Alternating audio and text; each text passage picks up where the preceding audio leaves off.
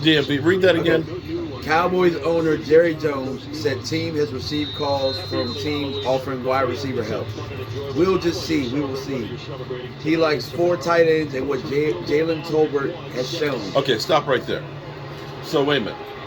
So we got teams that say your wide receivers suck so bad, we can help you out. Is that what I'm getting, right? They're calling up because typically, don't other teams call you and say, "Hey, I like a guy you have. Can you help me out?" You're telling me that they recognize that we are so bad at wide receiver that, hey, look, bro, I'm trying to help a brother out. Okay, is this literally like when you are driving down the street and you see a bum, a guy on the seat that looks like he's down on his luck, and you say, "Hey, man, let me give you $10 so you can go get something to eat." Is that how we're looking as Cowboys fans right now? Yes. I mean, as I guess. I don't know. I don't know. All right. So he said he likes our 4 tight ends and Jalen Tolbert. Okay, so are we going to start doing 14 personnel? Is that what? Okay. Wait a minute. Dem Boys is kicking. Shout out to Dem Boys is kicking, man. Hey, if you want some sub to go with you. Okay. All right. So I'm trying to get this stuff together here now. I'm trying to understand it.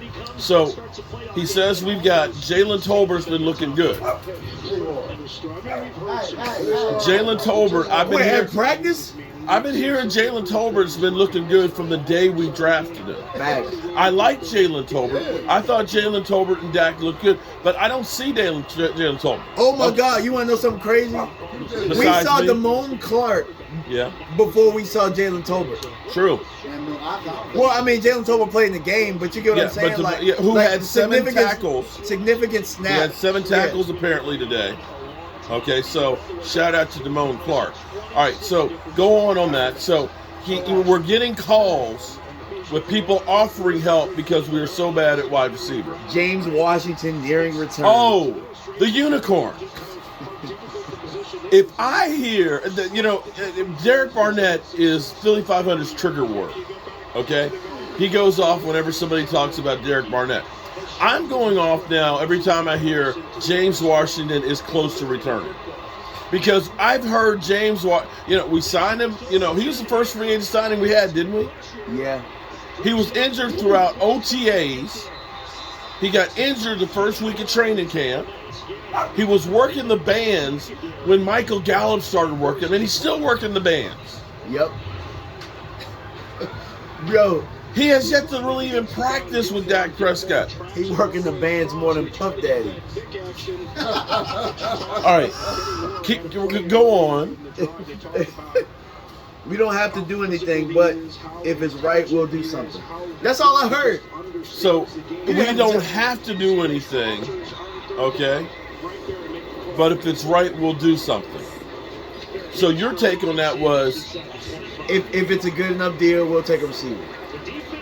All right, so we have DJ Moore, who we say now his draft capital dropped because he ended up getting the game-winning or game-tying Hail Mary, but took his helmet off and got a 15-yard penalty, and the kicker missed the extra point that would have won the game. But now his price may have come down.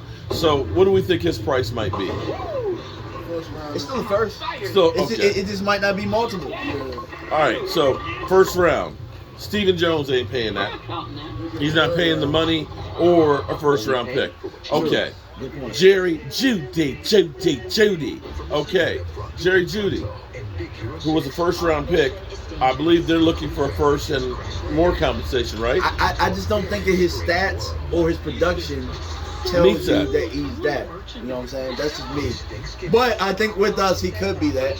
All right. So hypothetically, what we're saying is when we talk about getting one of these receivers at our top flight that'll be better than James Washington, or Jalen Tolbert, we're talking about a first-round pick. So our last couple of first-round picks, Tyler Smith, Micah Parsons. Are we talking about giving up that kind of player potentially? Well, I'll look because at we do draft well with the first round. But I will say, the last time we gave up a first round pick, I'll say that Amari Cooper, his production when we got him was worth it. I think it was worth what we gave up. And it would still be worth it had we kept him on the team. Exactly. So here's the thing, which is crazy. If we trade anything more than a 5th round pick, then we're stupid. That's what we gave up. Unless that we can find a receiver who is better than Amari Cooper. I give up 2 mid-rounds for Jerry Jones. I give up 2 mid-rounds. Maybe this year and next year. Like a third this year. Like Understand. Maybe like a second this year. Like a second. We suck at second. Okay. I'm going to make it even worse for us. I'm going to make this sound even worse than us only getting a 5th round pick back. Because the Cleveland Browns restructured his deal, and we are paying more in dead money than Cleveland is paying in salary this year. We paid him to leave. We got a 5th round pick. Right. Now what I'm saying is we're paying $6 million in dead money on the cap. Cleveland is only paying like $3 million this year. So, Jerry Jones, the deal's got to be right. Yeah. I don't think there's going to be a deal out there. Who else do you think wide receiver-wise that we can get there? No. Claypool supposedly is maybe available. So what's he going to cost? True, they stink, so they're going to need some. There's no quick fix here. Oh, there's Odell Beckham Jr., but we talk about Odell and thinking that Michael Gallup played a better game today, but he's 3 weeks into coming back. We're talking about Odell is still rehabbing, okay? When they say sign him, they say sign him and help rehab and get him on the field. He's a ways away. Philly Nation, you know what? It's funny about, I'm not going to go into the whole Cop Pizzle thing.